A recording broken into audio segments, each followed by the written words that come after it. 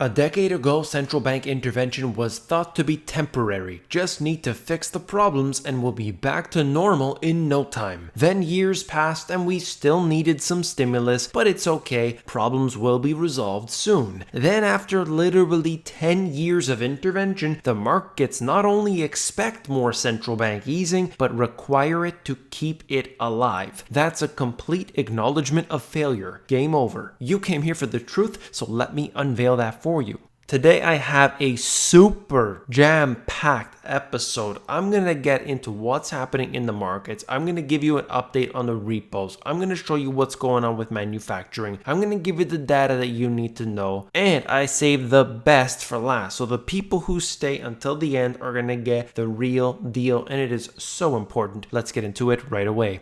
Take a look at what happened in the markets. You can see the Dow Jones down 343 points. The S&P still down below the 3,000 mark. It has been within this range for 20 months at this point, and we'll see what October brings. This is generally a month in which the stock market doesn't do well, but we never really know. Of course, anything could change in an instant.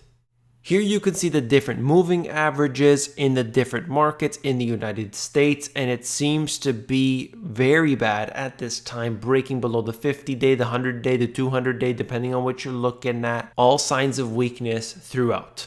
U.S. manufacturing survey shows worst reading in a decade. This isn't a good thing when you see this because it is usually a leading indicator of something much worse to come. The new export orders index tanked to only 41%, the lowest level since March of 2009. The ISM US manufacturing PMI came in at 47.8 in September, the lowest since June of 2009. We are seeing the same trend happening in all different statistics, where we are going back to the financial crisis levels or even worse in many cases. Of course, this can turn around in no time. Look at what happened in 2015, 2016. We happened to see some of these events and there was definite weakness out there. You saw globally a whole contraction occurred, and that did end up temporarily resolved by central bank intervention, by more stimulus, and it allowed the stock markets in general to go higher. The real conditions, however, have worsened since that time frame, but this is a whole different story.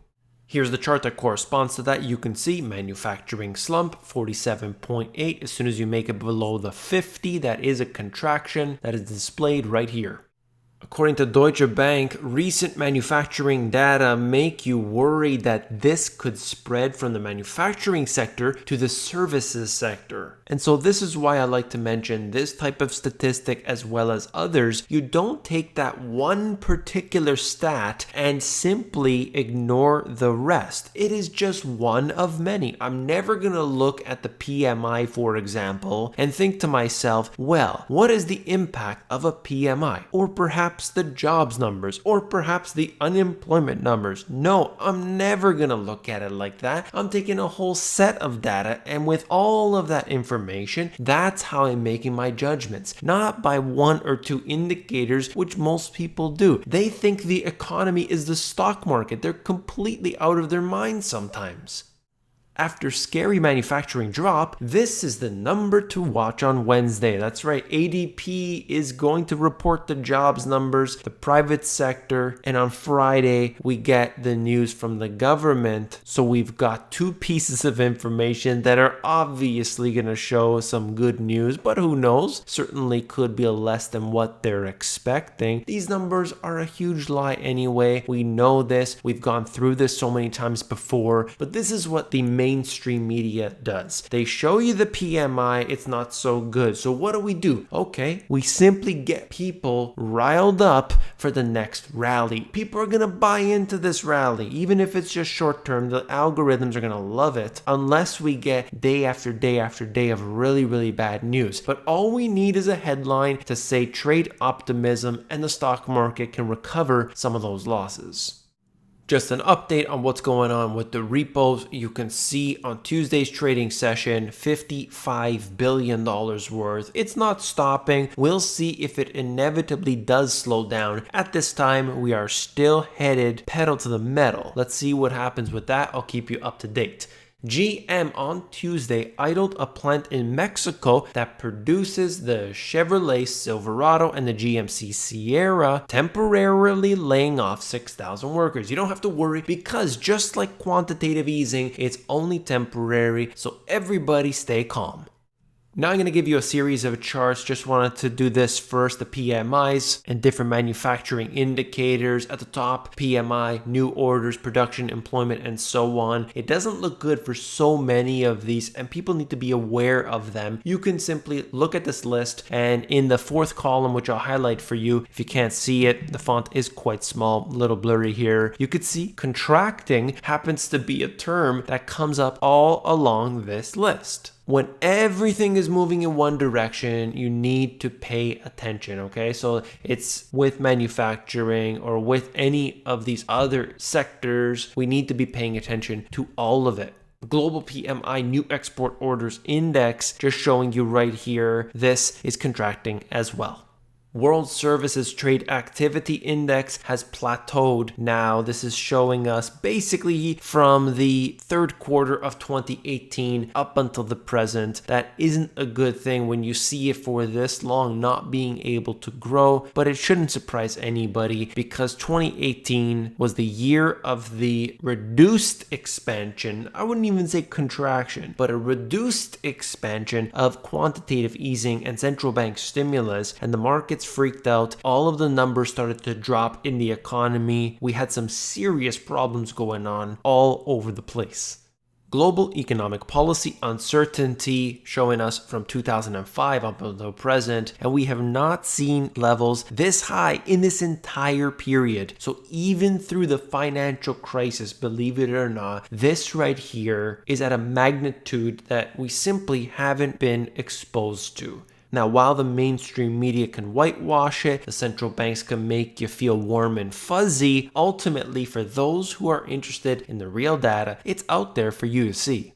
$4 gas has returned to Southern California. For anybody in California, particularly Southern California, experiencing these high levels that you pay for your gasoline, please let us all know in the comment section what you see around you, because I think it is important to see something as prevalent as gasoline to give us an idea of what's happening locally around you and then see how that affects the economy. Oil really isn't that high, and yet the gasoline prices are historically abnormally high. Imagine the price of gasoline if we go back to $100 plus a barrel oil. It's going to be insane. So please let us know in the comments.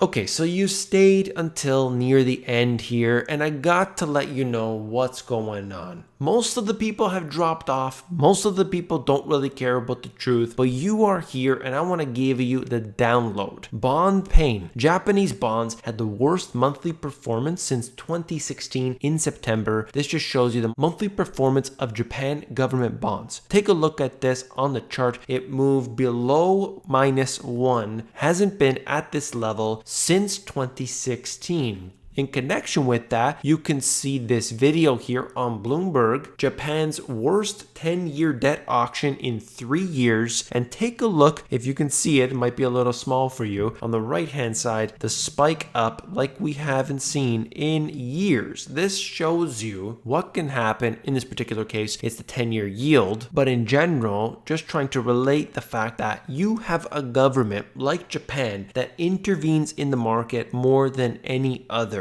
And this should be a very calm and steady market. There should be nothing going on because they are buying everything. They're buying 80% of the ETFs. They are buying a large percentage of the bonds. They are purchasing right now stocks of the biggest companies, and yet we still have instances that are very troublesome. Now take a look at this article. I think it's important for everybody to know what is going on. This is directly out of Forbes. Japan's bond sell-off last night is sending a stark warning to Wall Street. Without central bank buying, liquidity in bond markets will dry up around the world. This is so important. It sounds like exactly what I would say. Without central bank buying, liquidity in bond markets will dry up around the world. I have said this 100 times before, in fact, many more times. As a result, sending bond yields higher and bond prices lower. The world cannot take any more pain at this time. It needs to be nothing but good news, or we are going to have a catastrophe. And imagine the derivatives today are worse. Not necessarily bigger, but we'll find out more about that in the coming years, but they're worse. They are interconnected, and like the tentacles of this octopus, they are going to wrap around every which way and will never ever let go. This is all going to come down. It's a house of cards. Whatever analogy you want to use, it doesn't matter. The central bank intervention that we have seen over the last decade has created and fueled the worst bubble that we have ever seen before. This is a prime example of the unintended consequences of public policy. Central bank policies of quantitative easing mean that everyone knows there is really only one buyer of bonds in town. When that buyer steps aside, liquidity becomes non-existent. Please do me a favor in the comment section below. Acknowledge if you've ever heard me talk about this, what Forbes is saying. Please. It sounds like I'm talking to myself. It's crazy. Look at what is happening in the markets for 10 years. 10 years, my goodness. And people are starting to realize that central banks are in fact required just to keep it afloat. At this point, they don't even care about that anymore. If you looked at it, let's say 2014, they were saying Federal Reserve, increase those interest rates. Federal Reserve, you can do quantitative tightening. Stop intervening in the markets. Let it happen. The market is strong. The dollar is all strong. Everything's good. But what occurred? The moment they started to actually engage in quantitative tightening, things got worse and worse and worse.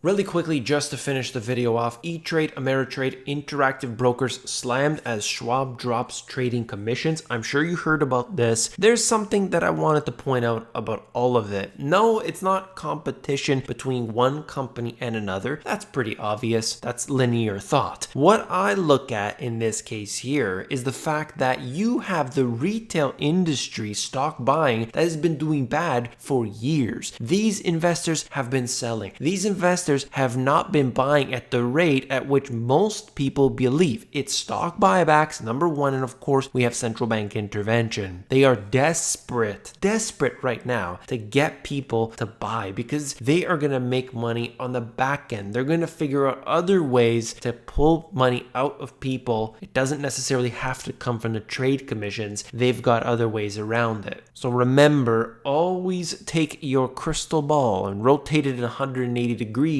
and get a different view. That's all for this video. If you found it informative, hit that thumbs up button. This is information that you will not hear elsewhere, so I do appreciate it if you would just click one button on the way out. Thank you very much. If you want to learn how to build a business online from scratch, I have a step-by-step e-course that is 100% free. It teaches you how to sell on Amazon. It's at theamazongps.com. If you want the financial education you are not taught in school, these two books have everything you need. All the details are located at the link in the description. In these two books, I go through everything you need to know, talking about interest rates, talking about the central banks, talking about how they screw up every single time. And I give you the history behind that, especially in the Money GPS, Global Economic Collapse, fills in the blanks of the information I simply could not get into in the first book. Check them out at the link down below. If you want the audiobook, that's available at themoneygps.com. Hang on a second, don't go anywhere. If you haven't seen this video yet, I do believe it's important for you to watch it. Click on it and I will see you there.